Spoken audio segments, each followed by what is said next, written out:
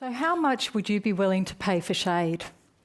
It seems like a crazy question. Why would anyone pay for shade? It's like asking, how much would you be willing to pay for the air that you breathe? By the end of this talk, you're not only going to want shade, you're going to be willing to pay for it, and I'm going to show you the cheapest way to get it. Who here has experienced an Australian heat wave? You know, the 40-degree heat that goes for days and days. You can't sleep at night because the air is so heavy and stifling. And then you wake up exhausted and you have to get yourself together to work. The trains are delayed or shut down, and the roads are chaos. And then when you finally get to work, you have to deal with everyone else who's struggling. Productivity and performance is low. There is just no relief. Maybe you're one of the people that work outside for a living and can't escape the heat. You have to change your work hours to 5 o'clock in the morning, and then there's days when it's just too hot and you don't go to work and you miss out on that paycheck. Maybe you have children that goes to school with no air conditioning, or worse, demountables with no air conditioning. We expect them to sit there all day and concentrate and learn new information. Maybe you're that person that can't turn on the air conditioner because you simply can't afford the bill. Or maybe you're like me. I have an underlying health condition which is not conducive to heat. I have lupus and bad kidneys, and heat and I don't mix. You might be lucky. You might work and live in a place that has good quality shade, that is protected from the heat. You have air conditioning in your home, your car, and in your workplace. But everyone in this room has experienced the extreme discomfort of a heat wave. Heat comes at the ultimate cost. We need to keep our core temperature at around 37 degrees. When it rises above this, we become compromised and stressed. If our body core temperature raises 2 degrees, we become really sick. If it rises 4 degrees, we actually die. Research from around the world has shown that extreme heat waves has killed more people than any other natural disaster put together. That includes floods, cyclones, severe storms, and bushfires. In 2003, it is estimated that 70,000 people died from the European heat wave.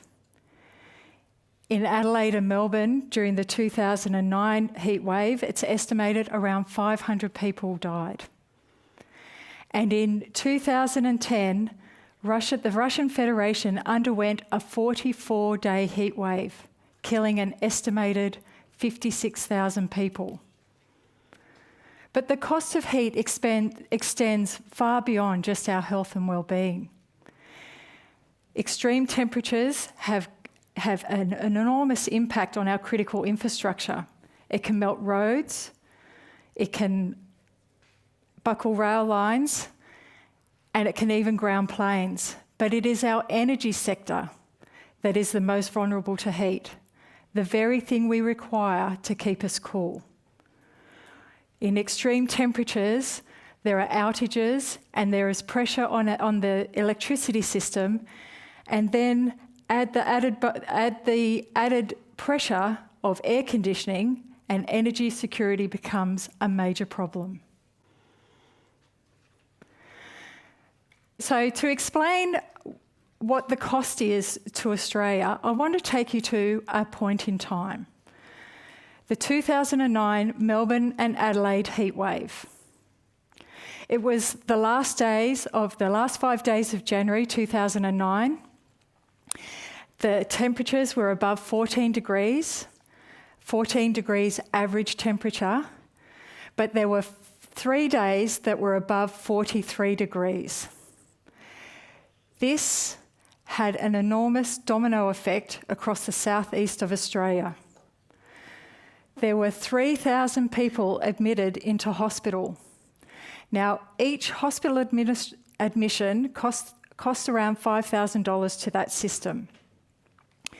So 3,000 people in a 5-day event cost our Australian healthcare system $15.5 million. On top of that, on the 4th day of the heatwave, 500,000 households went without power, some for up to 2 days.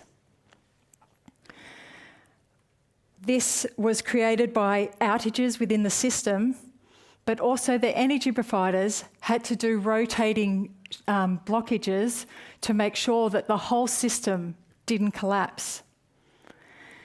It is estimated that the disruptions to services, including emergency, transport and electricity, cost Australia over $800 million. This does not include losses to small business, to big industry and to agriculture. So this 5-day event cost Australia over $800 million. So I want you to watch this. Australia is not unique in this space. What we are seeing is temperatures rising all around the world. This shows, the blue shows dips in average temperatures year to year, and the red shows above average spikes. This is where we are now.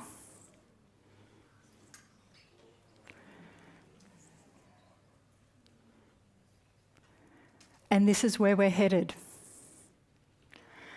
We are heading to a place where the cool change will never come. Are we prepared for this? As our cities are transforming before our eyes, ever-increasing population is putting pressure on for housing, demand for housing, infrastructure, and jobs. But there is a fundamental flaw in how we are designing our cities. This is becoming the new norm. So what's wrong with this space? It's highly engineered, it's full of dark, hard and impervious surfaces. It traps heat. This is what causes the urban heat island effect, which raises the temperature of our cities around 10 degrees, up to 10 degrees higher than our rural surrounding areas. This type of design will not protect us against the future. Does it have to be like this?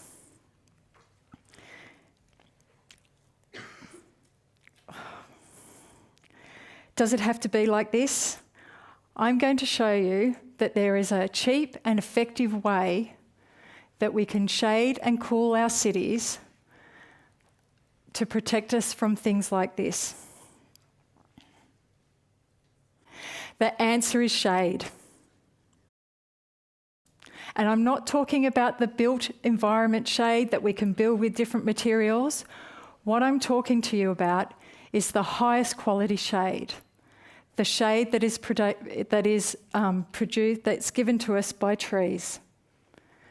Trees are natural air conditioners. They act through a process called evapotranspiration, and when they can cool, so in short, what they can do is they act like an air conditioning unit that runs for 20 hours a day and can reduce the temperature by 8 degrees. The more mature trees, the bigger the benefit, and the more trees that we have, the bigger the impact and the greater the cooling effect. Trees are our cheapest and most effective climate change mitigation strategy that we have. They can improve the air quality, they can improve microclimates, they store carbon, they can improve our health and well-being and our social cohesion. They can actually increase the value of your home by up to $150,000. And they provide habitat for the biodiversity in our cities.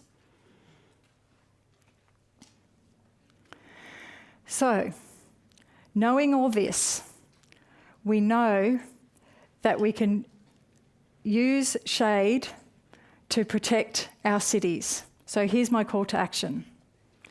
We need to protect the trees that we have, knowing that mature trees are the most effective in their cooling and they take 20 years, up to 20 years to grow. We need to conserve the space that we have for trees so they can survive and thrive. Once that space has been filled by housing or infrastructure or roads, it's lost forever. We need to enhance the spaces that we have by think about your yard, your streets, your parks. The more trees that we have, the bigger the impact and the cooler our cities. And we need to create, design and deliver houses, streets and suburbs that everyone has access to good quality shade. So I've shown you what our future holds.